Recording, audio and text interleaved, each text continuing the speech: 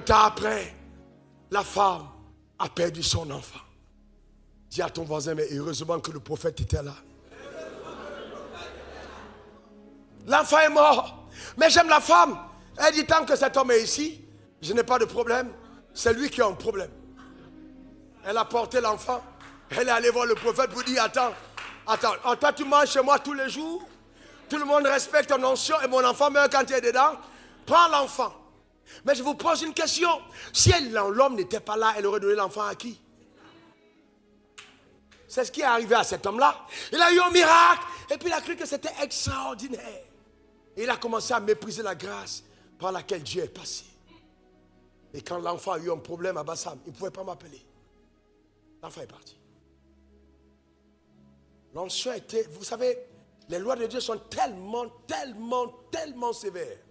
Tellement sévères qu'il ne faut pas jouer au stupide. Il faut craindre Dieu, avoir de la révérence. C'est très important. Et il faut discerner quelle grâce on peut. Il y a des choses qui arrivent dans ta vie à cause de certaines connexions, de certaines rencontres, de certaines introductions. Et il y a des gens ici dans cette salle qui ont relevé la nuit, je suis entré chez eux. J'ai tenu la main, j'ai parlé le lendemain. On les appelle pour des marchés. Je me rappelle un homme dans cette église, en Gestel, qui a reçu un marché de 685 millions sans avoir lui-même postulé.